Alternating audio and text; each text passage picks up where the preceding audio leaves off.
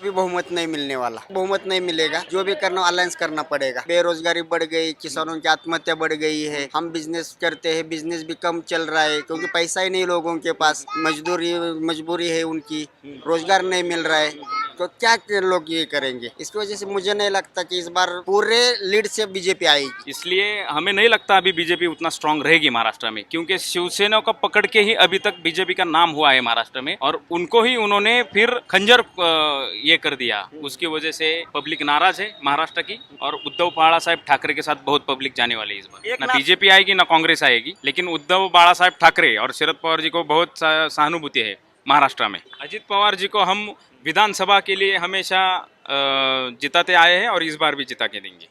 10 साल में जो बोला था उतना तो काम नहीं हुआ, इसलिए उनको एक हाथ से सत्ता नहीं आएगी। नमस्कार, आप देख रहे हैं नेशनल दस्तक। मैं हूं रंजय कुमार और आज हैं हम चांदनी चौक में और हमने यहाँ बातचीत करने आए हैं। देश में चुनाव चल रहे हैं, छठे चरण का चुनाव जो है समाप्त हो चुका है और 1 जून को 7वें चरण का मतदान होगा। लेकिन अभी से सर्वे आने शुरू हो गए। मोटा मोटी आकलन जो है CSDS ने और यशवंत देशमुख ने भी दिया है। तो यहाँ पे कुछ लोग हैं जो कि पुणे और बारामती से आए हुए हैं। सर, क्या नाम है आपका? संतोष तावरे फ्रॉम बारामती। बारामती से। सर, आप कहाँ से हैं? प्रशांत माने फ्रॉम बारामती। बारामती से आप दोनों हैं। तो सर, देश में चुनाव चल रहे हैं, लगभग जो है चुनाव अब समाप्ति की कगार पे हैं। 1 जून को चुनाव समाप्त हो जाएगा और इंडिया गठबंधन है एक तरफ, जहां वो राहुल गांधी हैं और बाकी दल हैं। दूसरी तरफ है NDA, जहां की मोदी जी हैं। क्या लग रहा है कौन सा गठबंधन जीतने जा रहा है? आप क्या सोच रहे हैं? फिलहाल तो नहीं बोल सकते, जो समझेगा वो 4 जून को ही समझ में आएगा, पता चलेगा सब। फिर भी जैसे अब आपने ही वोट किया हुआ, तो किन मुद्दों पर आपने वोट किया है? यही कि देश में सब सुरक्षिता चाहिए, जो महंगाई बढ़ गई वो कम होनी चाहिए, जो बाकी के लोगों के जो प्रॉब्लम है वो भी सॉल्व होने चाहिए, ऐसे सॉल्व लेकिन किया है। आप देखिए, आकलन CSDS के संजय कुमार हैं, तो उन्होंने कहा कि 2019 में जब चुनाव हुए थे तो देश में राष्ट्रवाद की लहर थी, लेकिन इस बार ऐसा कुछ नहीं है। हर राज्य में जो है अलग समीकरण है। इस बार जो है इंडिया गठबंधन है, यानी कि कांग्रेस पार्टी ने हर राज्य में अलग दलों के साथ गठबंधन किया है और 10 साल हो भी चुके हैं, तो एंटी इनकम्बेंसी कहीं ना कहीं है। तो इस बार जो है उस तरह का सरकार को जीत नहीं मिलेगी, भाजपा को जीत नहीं मिलेगी। और हालांकि भाजपा कह रही है कि हम 400 सीटों के साथ जो है सरकार बनाएंगे, उन्होंने नारा दिया था। और कल अमित शाह ने भी रैली की है, तो उसमें कहा है कि हम 300 सीट पार कर चुके हैं। तो आपको कुछ तो एक मोटा मोटी, जो आपने कई बार चुनाव देखे हैं, तो आपको कुछ तो आकलन लगा होगा कि कौन सा दल जो है बहुमत की ओर बढ़ रहा है या सरकार बनाने के लिए सबसे ज्यादा सीटें लाएगा। मुझे तो लगता है कि किसी को भी बहुमत नहीं मिलने वाला। किसी को भी बहुमत नहीं मिलने वाला है। क्योंकि बहुत प्रॉब्लम चालू है देश में, जैसे कि किसानों का प्रॉब्लम है, मजदूरों का प्रॉब्लम है, बाकी नौकरदारों का प्रॉब्लम है, बहुत सारे प्रॉब्लम, कई सारी समस्याएं हैं। सारी समस्या इसके कारण किसान को है, महिलाओं को है, युवा को है, और मतलब बेरोजगारी और महंगाई एक मुद्दा है। बढ़ गई है। इसके कारण किसी को भी ऐसा बहुमत नहीं मिलेगा। जो भी करना अलायंस करना पड़ेगा।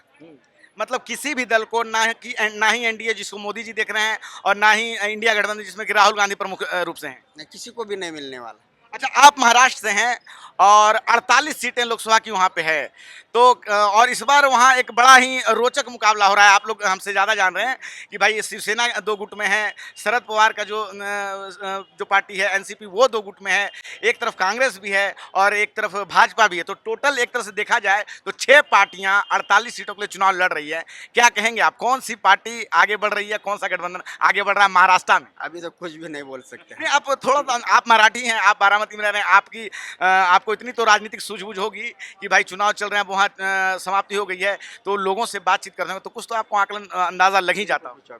सर, क्या कहेंगे आप? अभी कैसा है, सहानुभूति तो मिलने वाली है उद्धव बाला साहेब ठाकरे जी को और शरद पवार जी को, तो देखेंगे। लेकिन ऐसा बोल नहीं सकते कि एक पार्टी सबसे ज़्यादा सीट लेके आएगी, ना बीजेपी आएगी ना कांग्रेस आएगी। ये सब गठबंधन का मामला है। आगे जाके कौन किसके साथ पार्टी बनाएगी और आगे का समीकरण अभी नहीं बता सकते। लेकिन उद्धव बाला साहेब ठाकरे और शरद पवार जी को बहुत सहानुभूति है महाराष्ट्र में। उद्धव बाला साहब ठाकरे के साथ सहानुभूति है, कहीं ना कहीं उनकी पार्टी को जो 2 फाड़ कर दिया गया, तो इस बात को लेके वहाँ की जनता में जो है एक सहानुभूति की लहर है। बराबर बराबर बराबर है ये बात। और शरद पवार की पार्टी के साथ भी है ये, यही है सेम। सर, आप क्या कहेंगे? आप इनकी बात से ताल्लुक रखते हैं कि? ताल्लुक रखता हूँ, यही बात है, क्योंकि हम बारामती से है, शरद पवार जी के गांव के हैं। तो ये तो अभी ऐसा मालूम होता है लोगों के बोलने से कि सहानुभूति तो मिलेगी। अजीत पवार उन्हीं के भतीजे हैं और हमेशा उनका आशीर्वाद लेते रहते हैं, तो क्या उनके साथ जनता नहीं जाएगी? जाएगी अभी, लेकिन अभी कुछ बोल नहीं सकते इस बारे में। अजीत पवार जी को हम विधानसभा के लिए हमेशा जिताते आए हैं और इस बार भी जिता के देंगे। अच्छा, अजीत पवार जी विधानसभा के लिए ठीक हैं, लेकिन लोकसभा के लिए ठीक नहीं है। वैसा नहीं बोल रहे। उद्धव ठाकरे जी को लेके क्या कहेंगे? उद्धव ठाकरे जी को जो है उनकी पार्टी वहाँ दो फाड़ हो गई है और वो कह रहे हैं कि असली शिवसेना हम है, और दूसरी तरफ जो है आपको मुख्यमंत्री हैं वहाँ के, तो वो कह रहे हैं कि असली शिवसेना हमारी है। नहीं, उद्धव बाला साहेब ठाकरे की लोगों के बीच में बहुत अच्छी इमेज है, इसलिए वही आएंगे। एकनाथ शिंदे के साथ लोग नहीं जाएंगे? ज़्यादातर नहीं जाएंगे। और अगर हम आपसे ये बात पूछें कि पूरे देश में अगर आप देखें तो मोटा मोटी जो अगर आप अंदाज़ा लगाना हो तो कौन सी पार्टी बहुमत की ओर या सबसे ज़्यादा जो है सीटों की ओर बढ़ी है? कौन सा गठबंधन? इंडिया गठबंधन है या मोदी जी का एनडीए गठबंधन? किसको कहेंगे आप? हम सुजान नागरिक है, हम तो यही कहेंगे कि अपोजिशन पार्टी भी उतनी ही स्ट्रांग चाहिए जितना तुम्हारा जो लीडिंग पार्टी है। तो मोदी जी आए अच्छी बात है, लेकिन अपोजिशन भी उतना ही स्ट्रांग चाहिए। मोदी जी आए लेकिन अपोजिशन भी आपको उतना ही मजबूत चाहिए। काम हुआ है कि नहीं 10 साल में? 10 साल में जो बोला था उतना तो काम नहीं हुआ, इसलिए उनको एक हाथ से सत्ता नहीं आएगी। उनको बहुत सारे विधायक लेने पड़ेंगे खुद की पार्टी और ये चुनाव जीतने के लिए और सीट लाने के लिए। सर, आप क्या कहेंगे? महाराष्ट्र आप देख रहे हैं, बिहार यूपी आप देख रहे हैं, 10 साल में काम कुछ हुआ है कि नहीं हुआ है? सरकार ने दावा किया कि हमने लगातार बहुत अच्छा काम किया है, इसलिए जो है जनता हमें फिर से एक बार वोट देगी और तीसरी बार हम सरकार बनाएंगे। नहीं, जैसा उन्होंने बोला था वैसे तो कुछ नहीं किया। वैसे बेरोजगारी बढ़ गई, किसानों की आत्महत्या बढ़ गई है। हम बिजनेस करते हैं, बिजनेस भी कम चल रहा है क्योंकि पैसा ही नहीं लोगों के पास। मजबूरी है उनकी, रोजगार नहीं मिल रहा है, तो क्या लोग ये करेंगे? इसकी वजह से मुझे नहीं लगता कि इस बार पूरे लीड से बीजेपी आएगी। शरद पवार की जो एनसीपी पार्टी है वो कितनी सीट ले आएगी? मुझे लगता है 7 या 10 तक तो आएगी। 7 या 10 तक आ जाएगी। उद्धव ठाकरे की जो शिवसेना है वो कितनी सीटें ले आएंगी? वो 18-20 तक आएगी। 18-20 तक आ जाएगी। और कांग्रेस भी आएगी। हाँ, कांग्रेस भी आएगी। और एकनाथ शिंदे जो कि शिवसेना जो है कि भाई ओरिजिनल शिवसेना, मूल शिवसेना होने का दावा करते हैं, उनका कहना है कि बाला साहब ठाकरे के सिद्धांतों पे हम चलते हैं, इसलिए असली शिवसेना हम हैं। उनकी पार्टी कितनी सीटें लाएगी?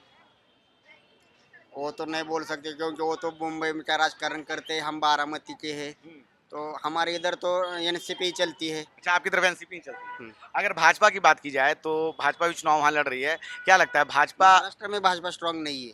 महाराष्ट्र में भाजपा स्ट्रांग नहीं है, लेकिन अभी तो कुछ दिनों पहले वहाँ वो मुख्यमंत्री उनके थे फडणवीस साहब। वो गठबंधन से शिवसेना के साथ मुख्यमंत्री थे। हाँ, शिवसेना के साथ थे। शिवसेना की वजह से ही बीजेपी ने अब तक महाराष्ट्र में अपने पैर जमा के रखे थे, लेकिन उन्होंने शिवसेना का ही धोखा दिया।